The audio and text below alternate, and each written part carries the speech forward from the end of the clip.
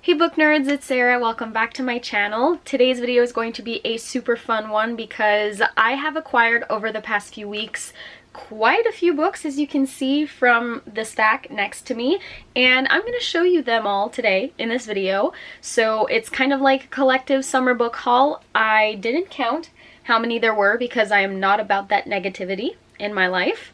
So anyways, without further ado, I'm going to jump right ahead and show you guys all of the books that I purchased within the last few weeks. These books are in no particular order, by the way, and some of them you guys have seen before if you've watched my previous videos like reading vlogs and my Summerween TBR and stuff like that, but most of them you haven't seen, so I'm very excited to show them to you. So the first three books that I have here to show you all go together as part of the same trilogy, and those books are Not Even Bones, Only Ashes Will Remain, and When Villains Rise.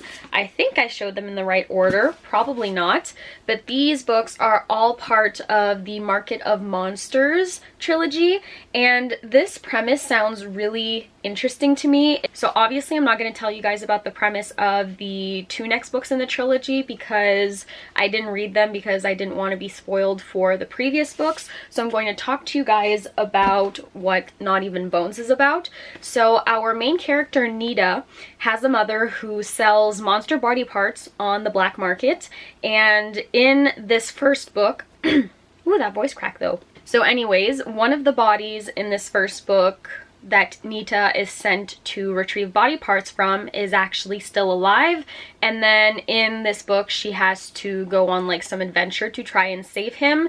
Usually she just harvests body parts from monsters who are already dead, and this ends up being a twist for her because the target of what her mom has to sell on the black market is actually on someone or something that's still alive. And I feel like this premise sounds really interesting to me because I feel like it mixes supernatural with a little bit of thriller, with a little bit of fantasy elements maybe. So I've heard about this for a really long time now, and I recently picked up the whole entire trilogy, so I'm very excited to read these, and I'm obviously going to binge them back to back. So be on the lookout for a reading vlog where I read all three of these in there. The next book that I have to show you is Hide by Kiersten White. I won't talk too long about this as I have already talked about my feelings about this at length in a reading vlog.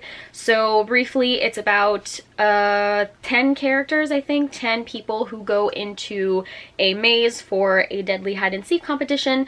Things turn deadly really quickly. There's a supernatural element, and it was a fun time. I'm not going to elaborate more on my thoughts because I could go on and on, but I did enjoy this. Not as much as I thought I would though, but it is still fun for what it is. I mean, it's a relatively short book, so I couldn't expect much from it anyways. But there you go. That's Hide by Kiersten White. So the same thing goes for this next book that I'm about to show you. It's The Book of Cold Cases by Simone St. James. I've already talked about this in my June TBR video, I think it was, that I posted a couple of weeks ago. So this is an investigative thriller.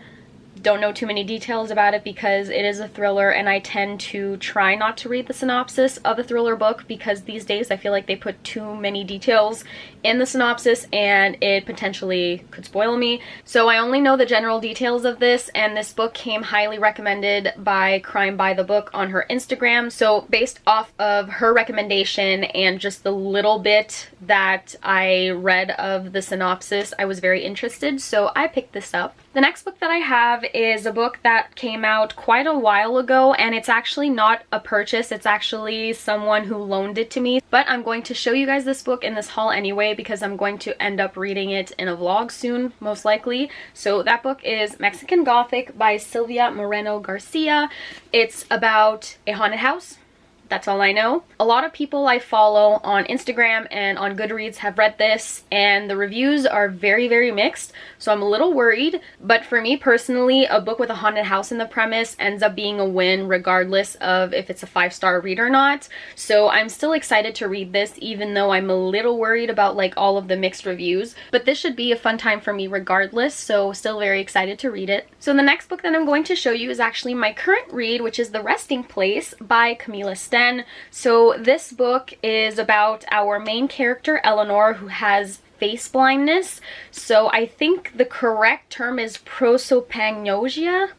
I totally butchered that, but it's basically a condition where the brain isn't capable of registering traits of someone's face, so the person can't commit them to memory. So it's basically face blindness, and our main character's grandmother ends up being assassinated right in front of her, and this is something that causes our main character a lot of anxiety because of her facial blindness, because when she was interrogated by the police, she couldn't remember anything at all about the killer, because she did see him, but because of her facial blindness, she isn't able to recall any like distinctive markers from his face or like his body, I guess, because like she can recall outfits and stuff, but like the facial details, that escapes her. So that happens to her grandmother, and then some time goes by, she ends up having to go to an estate somewhere that she has never heard of, but is actually owned by her grandmother to, you know, sort out the legal things from after her death, and things start happening in that house, potentially haunted. And there's also like the looming fact of like, who is the killer? Will she meet the killer and then not be able to recognize him because of her facial blindness? There's just like a bunch of mysteries, and I'm listening to this via audiobook, so it's kind of like adding an extra element of thrill. So I'm very excited to keep reading this. So far, I think I'm like a little less than a third of the way through, and I'm very much enjoying it. The audiobook narrators are really enjoyable to listen to, and yeah, so those are my current thoughts on this, and I will probably talk more about this in a future reading vlog that you guys are going to see probably a little bit after this book haul here. The next book I have here is The Long Weekend by Jilly Macmillan. You guys have seen this many times in previous videos because I tried to read it in June and in July, wasn't able to, so I DNF'd it for now. I am going to pick it back up probably in the fall when it's like Halloween season. The premise is still very intriguing to me, and I still very much want to read it, but I think right now just isn't the right time for me to do so, so it's put on hold for now.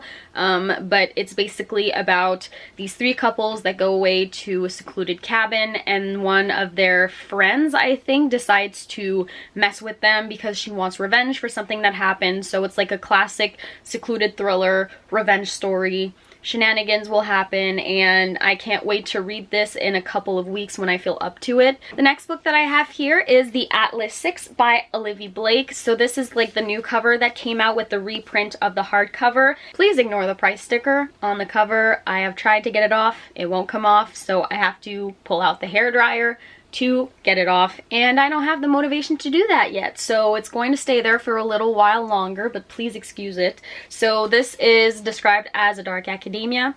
It's all I needed to know. I have no idea what this is about, but I think it's going to be a series, or at least like a duology. I did see the cover for the second book, which I think is all white, if I'm not mistaken, or that could just be this book but like an alternate edition. So it's dark academia. It's kind of like fantasy based, I think, as well. On the back it says secrets, betrayal, seduction, power, welcome to the Alexandrian Society. So I'm very excited. I love dark academia, and I have been reading a lot of dark academia recently, or okay, not really dark academia, but like books set in an academic setting, so like at a boarding school, etc, etc. And I've been devouring these books lately, so I'm very excited to read this, probably in like September. Spooky season is coming. The months that end in ER, as they say, are coming. So September, October, November, it's going to be such a fun time for thrillers and mysteries and dark academia and all of that stuff, and I cannot wait. I'm talking so fast right now, so I'm literally winded. I have a very short time frame to film this video in, so I'm trying to hurry up, and I'm getting winded in the process, so that's always fun. But the next book that I have here is The Island by Adrian McGinty. Not going to talk too much about this because I have given my thoughts at length in a previous reading vlog. Really loved it, gave it 4 stars. It's a suspense novel that is set on an island, and it's just basically a survival story, and we have a whole entire family of kind of like redneck Australians who are trying to kill our main characters, and shenanigans ensue. It's so fun. I definitely recommend it, and I will leave the reading vlog in which I read this down below if you're curious to see my more in-depth thoughts, so you can kind of decide for yourself if it's something that you would like to read or not. So that is The Island by Adrian McGinty. The next book that I have here is My Dearest Darkest by Kayla Cottingham. So this is a book that I featured in my most recent reading vlog.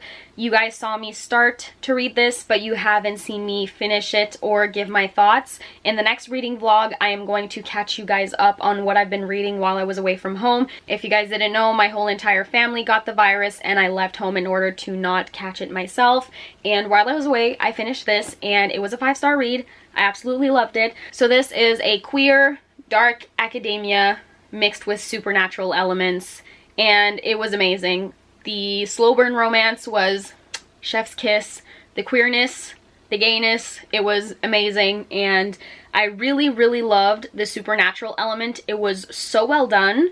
I feel like everything was like fleshed out, the mythology of it, and the why and the how, everything was well explained, and I really enjoyed it. For a YA novel, it was really, really good, so I really highly recommend it. And in the reading vlog that I'm going to start filming soon, I am going to talk more about the details of this. So if this book interests you and you're curious on my more in-depth thoughts, be on the lookout for that reading vlog as well. The next book that I have here is The New Girl by Jessie Q. Sutanto. So this book is about our main character Leah, who gets a full ride to a very prestigious academy called Dracot, and one of the students ends up dying. Some teachers don't like Leah, and I think she is blamed for the murder, or she could potentially be next.